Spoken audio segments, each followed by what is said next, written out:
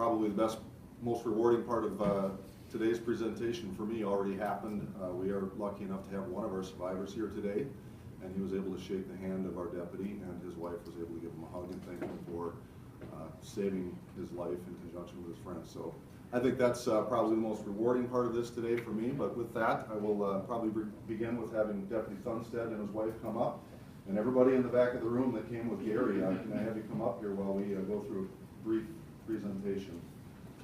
Gary in the blue shirt here is our survivor. So as they come up here, I'm going to go ahead and read through this, and I guess at the conclusion of our presentation, I would like Gary to introduce his family, and then when they're done with that, I would like to welcome them all to come up and maybe just greet you at the end of this. So I think we have everybody here. So on September, better grab my glasses.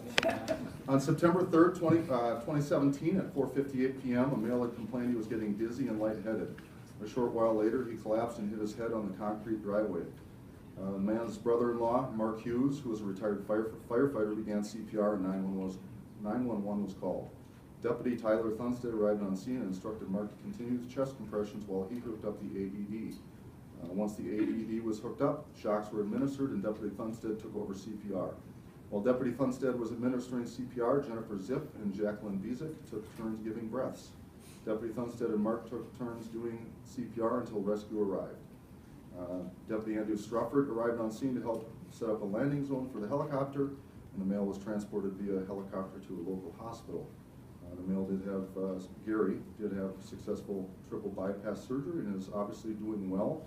And this says he is at home due to the quick efforts of Mark. Well, he's standing right here before you. So due to the quick efforts of Mark, Jenifer, Jacquelyn, and Deputy Thunstedt. So again, just like the other presentation we did with you guys, it really is a team effort, and I don't know that I'm confident Tyler could have done this on his own, but we're thankful that he had a lot of help with him, and we just want to applaud everybody that was involved in that. So I would say a little round of applause.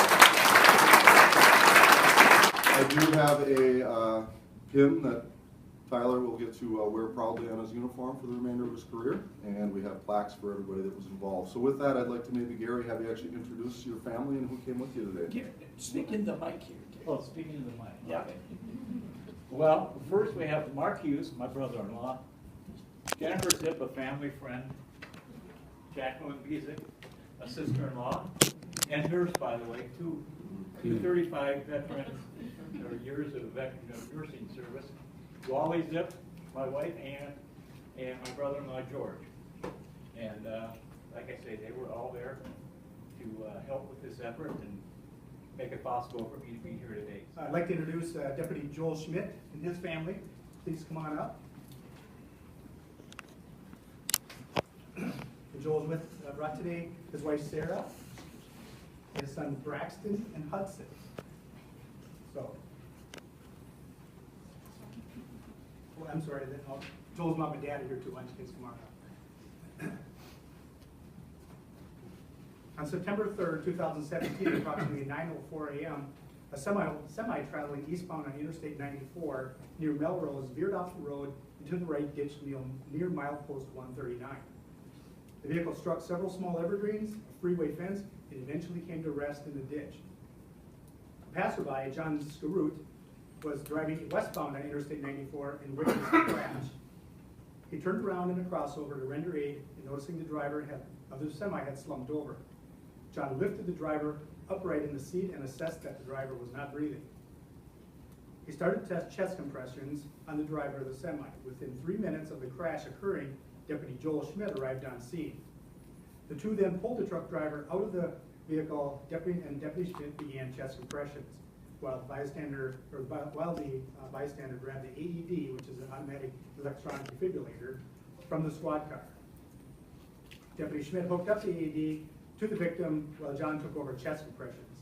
They administered one shock with the AED and continued chest compressions until EMS arrived. The victim was then transported to Melrose Hospital and then airlifted to the St. Cloud Hospital. The investigating state trooper spoke with the hospital staff, who was told that had the victim not received life-saving efforts, he would not have survived the crash. It's my understanding that the victim in this case made a full recovery, had sustained a heart attack while driving, left the roadway, and subsequently crashed into the ditch. So everybody, or many of us know that oftentimes heart attacks are tragic, but with the ability to provide a life-saving AED shock, the heart can be restarted. And had Deputy Schmidt and this bystander not been there, this story would have a far more tragic end to it. Oftentimes we don't get the chance to provide officers the recognition they need, and this is exactly what we want to do today. So with that, I'm going to provide, I'd like Deputy Schmidt to come forward and accept his Lifesaving Award and a pin that he can wear on his uniform proudly for the rest of his career here in Stearns County. Thank you, and congratulations.